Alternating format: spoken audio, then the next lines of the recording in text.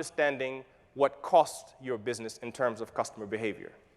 And what I'm going to talk about is how to focus on this and how customer experience is making sure, helping companies to understand and drive behaviors that make money or reduce behaviors that cost you money. It's really that simple. The ultimate aim of all of this is loyalty. And as you see at the bottom here, I think this is very important to take back to your business. Tenure does not mean loyalty. Tenure is not loyalty. Tenure is tenure, and loyalty is loyalty. However, loyalty necessarily equals tenure. So if you have loyalty, you have tenure. But just because you have a customer for the last 10 years does not mean that customer is loyal. You'll know that customer if you're in pharmaceuticals and you've had a customer during your patent protection. You know what happens when the generics come in. If you're in a market where a disruptor comes in, if your customers stay, even though there's a period of time when you haven't caught up and they stay with you, that's a sign of loyalty. Effectively, loyalty is loyalty when customers are basically making a sacrifice to do business with you. When they get to that point and they willingly make that sacrifice, then you have loyalty. There are other ways of getting to tenure. So you can discount. That's a great, most loyalty programs are discount programs. They get tenure, not loyalty. You can do contracting. So you can lock customers into your business, basically, and you'll get tenure, but you won't get loyalty. And there's a variety of other kinds of things like this. But basically, there's a huge difference between tenure and loyalty. Do not get the two confused. Most of your business, it's easier to measure tenure. That's obvious. You just look at how long they have been a customer, a paying customer. But you know when loyalty comes in, because the moment the defining factor, the thing that's driving tenure, is about to end, if your business suddenly starts to sweat bullets, gets really, really nervous, your business knows you don't have loyalty. Most businesses talk a good game. They talk a very good game. But as you know, most do very little. So their bark is much, much bigger than their bite. And again, I think because they've missed some fundamental principles in customer experience. All of this, in a sense, starts in 1995. And if you have not read this article, I think this is still relevant. It gets the basic message of why the missing ingredient, the secret ingredient of customer experience is so important. This article, the title of it is Why Satisfied Customers Defect. The main thesis of this article, and by the way, this is some research that was done in 1995 across several different industries.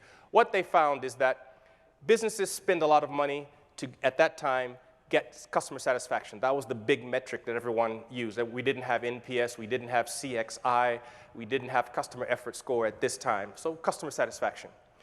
Businesses spend a lot of money to get satisfied customers. Even the ones that are successful, what they noticed is that the rate of defection for satisfied customers was about the same as the rate of defection for dissatisfied customers. Now, if you're in this space, that creates a big problem because you've just asked your business to spend a lot of money on your program, on your initiative to create satisfied customers. And at the end of that, you basically got nothing. That's the definition of cost. What's interesting about this article is at the top line there, mere satisfaction leads to defection at the same rate as dissatisfied customers. But complete satisfaction leads to loyalty. What was not known in 1995 is the meaning of complete satisfaction. And one of the big takeaways from today for you should be, what does complete satisfaction mean? And I'm going to answer that question. Another hugely important development is the idea of behavioral economics. And you know that in 2002, Daniel Kahneman won a Nobel Prize in economics for behavioral economics. This is critically important for customer experience. Traditional economics says we're rational beings. You give us information, we make rational decisions on that information. But if you look at the formulas that economics tends to come up with, and then you look at the actual predictions of, or the accuracy of those, you kind of notice that when it gets down to actual behavior, it's difficult to predict using those formulas. So Kahneman flipped that model on its head. Instead of starting with the theoretical models and frameworks, he started by observing the behaviors. And then from the behaviors, he worked back into the models. Now, Kahneman wasn't consumer friendly. I mean, he was a traditional economist, so it looks all mathematical. And then Dan Ariely, if you haven't read this book, this is a great book, and I highly recommend it, Predictably Irrational. Basically, the idea is this. We make decisions. We're very irrational in the way we approach things. In traditional thinking, businesses would have said, that's good to know, but we can't use that. We have to work with something. We have strategy. We have to work with people. But you notice the title. It says predictably irrational. There are ways of predicting this irrationality, and as a result of that, you can strategize. And essentially, customer experience is bringing that thinking into play, commercializing it, and this is some of the principles that we're all using or starting to use come straight out of behavioral economics. The important thing there is you talk to anyone, if you've won a Nobel Prize in economics as a result of these things, this is not fluff anymore. We're not in the area of just kind of, it sounds good. We're in some hard science behind it. And this is kind of what it looks like in a simple sense. This is the old world. In the old world, and by the way, most of your businesses are in the old world still. In the old world, we would have said, we have interactions. We will perfect, improve, make our interactions more efficient. We will improve those interactions because if we do that, we will drive the behavior that we want. If we get better at that, we will drive that behavior. And of course, if you have KPIs, and you do have KPIs, you will know that by focusing on those behaviors in the traditional way that companies do, sometimes you get the behavior, sometimes you don't, sometimes you do, sometimes you don't. It's kind of all over the place. So because businesses were looking at that and saying, I'm not really sure, that starts to be difficult to create strategy around. But again, throw in some behavioral economics, throw in some ideas that come from earlier times, and this idea of complete satisfaction, and we get to something like this. So we know there's some intervening factors. There's a filter between what we do as a company and the ultimate thing that makes us money or costs us money. There's a filter. That filter is called the customer. So that's the big thing. So all the things we've been hearing today, understand the customer, understand this. What we are really trying to do is understand the filter between what we do and the behavior that makes us money. That's basically what we are trying to do. I can't boil it down any simpler than that. When you look at this in a more straightforward sense, that filter, from a customer's point of view, because we make money because customers do this behavior, that filter either motivates the customer to do that behavior or demotivates that customer. So we're not studying the customer just because it feels right. It's a good thing to do. We're doing that, we're understanding this filter called the customer because we want to know what motivates that customer or our customers, our target audience, to do the behavior that we are after. If you go to any CFO, and I have gone to many, and you really literally talk this story through, on first pass, they'll all agree, get it. But they have missed this point. You have to emphasize this point, become a broken record on this very simple story at this stage of the game. Because without this, they will assume you know what you're talking about, and they've missed the point completely. Your whole business will say, that's all good, all good, that middle piece. What do we have to do? The world has changed. As everyone has said, I think up to now, we have to focus on this customer, understand that filter. The movement looks like this. Old world, inside out. We were focused on what we had to do, what our focus is, what we want to get out of it, which is great. The new world says let's focus on the customer. Now, the reason I put this flag here is because and I'm saying this to talk to the rest of the business who are not at this conference, who really don't care about this conference yet. So they would say, all that's good. We completely agree with that for the department that deals with customers. But as a business, we're interested in company value. At the end of the day, our shareholders, blah, blah, blah, we want to know company value. So I understand what you're saying, but our focus is company value. If you have understood this previous story, then you will know that the way to drive company value is through this. That is the way to be consistent and to be sustainable. That's the point. Sustainability is another way of saying loyalty. Through the good times, easy. Through the bad times, that's when you really need this. Ask Volkswagen, ask a couple of others. So what is customer experience? This is the definition that we use at Forrester, and I think it's very simple and it's very useful for this concept that I've told. How customers perceive, underline, bold, highlight, how customers perceive their interactions with the organization.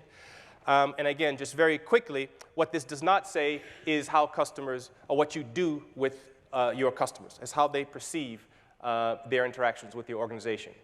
That perception is formed along 3 dimensions: effectiveness, ease, and emotion. The top 2 are basic. All of you large, successful companies are working on this because those top 2, effectiveness, the basics, you have a product that works, you have a service that works, it's good quality. Ease, simplicity, efficiency. If you put those 2 together, you get to practices like Six Sigma, Lean, TQM, business process reengineering, so on and so forth. Customer experience, the thing, the magic dust, the magic pill that customer experience adds to this equation is emotion. And Forrester has studied industry after industry after industry and have found that of these 3, the most important driving this behavior is emotion. But if you ask customers, what do you want from us? The answer you will get will be the top 2, which is exactly what you are working on. Relating this back to the 1995 article, if you deliver effectiveness and ease, you get satisfaction, mere satisfaction. If you deliver effectiveness, ease, and emotion, you get complete satisfaction. The answer, what does complete satisfaction, what do you have to add to get to complete satisfaction, to get to loyalty, is emotion. So the idea is people will, of course, remember what you said. They'll forget what you said. They'll forget what you did, but they will remember how you made them feel. It's a lasting effect. And effectively, one of the things that you are doing when you're working on customer experience, you are building memories. Memories for your customers of your business. If those memories are great, they have a long tail. If those memories are bad, they have a long tail. And the idea is creating those memories. This is a more realistic picture of what this looks like. Your company's interactions are not the only thing that's going through this filter. There's all kinds of stuff that's impacting it. And I just want to describe this because you don't control all these other things. You don't control the customer, which is why we have to understand not just how the customer uses our product, our service. We need to understand their life and how we fit in their life. So when we talk about ethnographics, I think in the previous presentation, it's something like this. And I just want to run through a very quick example of what this could look like. Imagine this. This is a real example for a company that I work with. They have roadside assistance. You have a flat tire, your car breaks down, they come and fix it. So in this example, in every instance, it's the same car, the same flat tire, the same guy will show up to fix the flat tire. He's always going to show up in 30 minutes. So nothing changes about the process. The process works. All the SLAs are fine internally. Everything works according to plan, the way the company designed it in this example. Okay? Got the point. First point, you're at work, you go down, your car's have a flat tire. This is obviously, as a customer, not your best day. Glad you have this insurance. You call the company, they come and fix your car. 30 minutes, you're done. Not your best day, but that's why you paid for this service. You're okay. Everyone okay with that? Okay. Next example, exact same car, flat tire, same guy, 30 minutes shows up, except it's raining outside wherever you are, right? Now, it's the same 30 minutes. Is your perception of time shorter or longer? It's longer. It's getting a little bit longer, right? let's go to the same example, same car, same flat tire, same guy, 30 minutes shows up, except now you're in the middle of nowhere, it's boiling hot outside, the guy still shows up in 30 minutes, perception is starting to change now, okay? Next example, same situation, except you're in the roughest side of town, in the middle of, it's dark, you see people hanging on the corner, your perception is changing a lot. And then the final bit to this, imagine any of the previous examples, any of them, but I add in your 3 kids. Now, my point in all of this is the experience that the company has provided, the process has been right on target. We've done what we said we would do, you signed up for. The other thing the company could say is, we are not responsible where you have a flat tire. So, that's your business. That's not our business. But if you're working on customer experience, you would say, these are opportunities. We don't have to do something in each of these cases, but we might want to do something. And maybe digital allows it. Maybe we can do something face-to-face. There's lots of possibilities. This company did some interesting things. I won't have time to go into it, but that's one. Just to say this, digital is a part of CX. I think we've heard this in the previous presentations. The big circle is CX. The small circle is digital. This is an airline company. This guy in the middle is a platinum customer, flies a lot, very valuable, but he also takes regular flights, just short flights. He doesn't always buy business class, and sometimes he's forced into the middle seat. What this company has done is they go through every week, at the end of the week or the beginning of the week, every platinum or whatever high-value customer gets an email saying, apologize for that middle seat, and here's 500 points for us having to force you into that middle seat. So they've changed the nature of that. They can't change always, not putting you in the middle seat, but they've changed the flavor of understanding where you are and what that means for you. This is a blood donor company. They collect blood. You give blood, you feel good, you've done a great deed. Most experiences stop there. They have done the next level, and that is when your blood is used, they let you know. They send you a text and let you know. That's a different kind of connection, and you could see how you could do a lot more with this. This is just the beginning. But this is kind of creating now an experience that's connecting you. You can imagine what this does for loyalty, coming back for more of those flavors. Just the final point. This is the idea of the customer experience. And if you look at the bottom, these are the things that you need to understand. Personas, not segments, personas. The emotional journey you need to understand, that's the filter. The touch points in customer service in the middle, and then you have the back office, all the bits behind the scenes.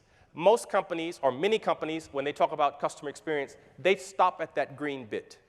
And as a matter of fact, if you think about, I'm just going to skip that, if you think about what most customers see, or what customers see, they only see up to there. What customers have to complain about is in that green box. In my experience, most of the problems of customer experience do not occur because of what's happening in that green box. They happen because of the policies, the procedures, the rules, the whatever else that's being made back there. Now, let's take the company view. What most companies actually see is something like this. They see a bit of the customer, how they use our product. But that lifestyle thing I talked about, they don't see that. And so they focused on process and other kinds of things. They're not focused on the customer had a flat tire and they have their 3 kids out there raining and so and so. There's an opportunity for us and other kinds of things. So this is the basics. But if you really need to understand the difference between persona and segment because the start of it is that persona. These are the basic 3 questions that you need to understand. What experience do you intend your target customers to get? This is a strategic question. That question, or the answer, should have 3 components: effectiveness, ease, and emotion. A lot of emphasis on the emotion. The next question is, what experience do your customers actually get from their point of view, in their words? So that needs to be there. The top question is, what do they expect? So a customer walks into it saying, what I expect is this, but what I got was something else. That's that top gap. And customers walk out of an experience saying, that's what I got, and you as a business is looking at it saying, but what we wanted them to get was something else. That's the bottom gap. Customer experience management is about answering those 3 questions, helping the business understand the level of difference that's acceptable to that business, and then managing that. You will never eliminate these gaps, but you will have an understanding of what those gaps are. If you want to compete on price, those gaps will be like that. If you don't want to compete on price, you start to get somewhere in between. It all starts with the persona, and that's another presentation, but that's very important. And again, classic mistake not to make: do not confuse persona with segment. Different beasts completely, altogether. And that's it.